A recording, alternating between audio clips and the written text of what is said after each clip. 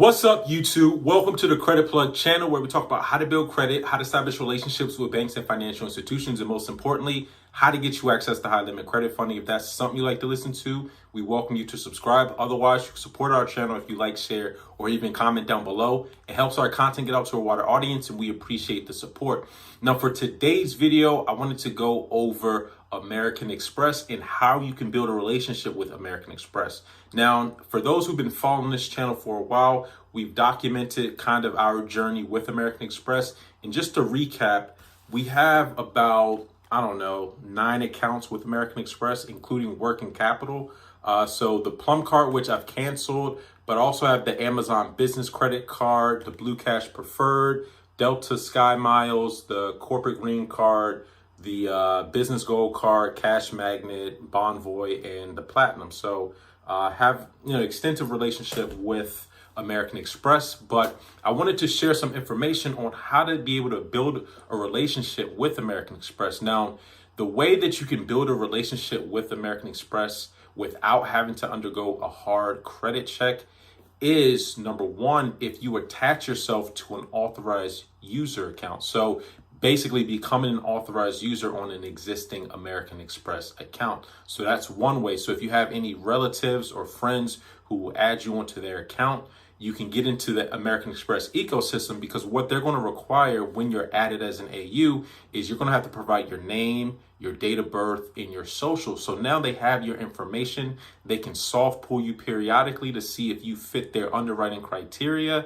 and you can get pre-approved or pre-selected offers in the mail. This is something that I've seen a lot with people who are trying to do this is called data mining, right? Where you're basically getting your data into a particular ecosystem, and then that way it's a little easier for these targeted offers to come because they already have your information.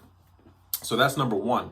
The second strategy that you can use is through the prepaid serve card. So American Express does have a prepaid debit card where you basically load money on it and use it as if you would any other debit card. However, since these debit cards use the American Express payment network, American Express has all of that data, right? So they can understand what your spending habits are, what your repayment habits are, where you shop, etc. So this, in a sense, when you get these prepaid serve cards, one way to think about it is that you're voluntarily providing your spending activity to American Express. Now, the benefit that you get from this is if American Express analyzes this data, the spending activity that you're using on the prepaid serve card, and might be able to see, okay, based on your spending habits and behaviors, you may be a fit for an American Express credit product. So that's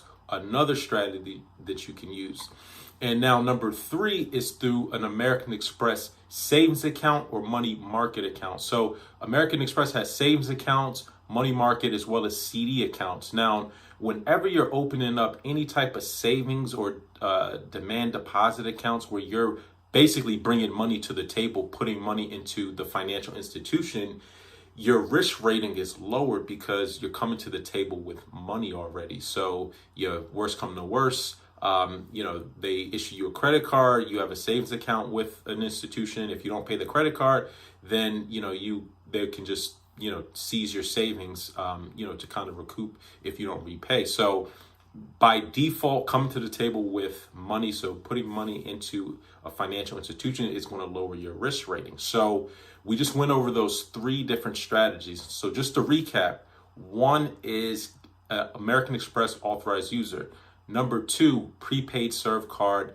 Number three, Amex savings account. Now, just by doing all of these things, right, you're going to be in their ecosystem. But one thing you have to remember too, you also have to meet their underwriting criteria. Now, over the past couple of years, Amex has loosened up a bit, I would say. Normally, their business model targets prime credit customers, but there's people who have gotten in with high 600 credit scores, like a 680. I've seen people get approved with scores around that. So you still have to have a decent credit score. And then most importantly, no derogatory information, right?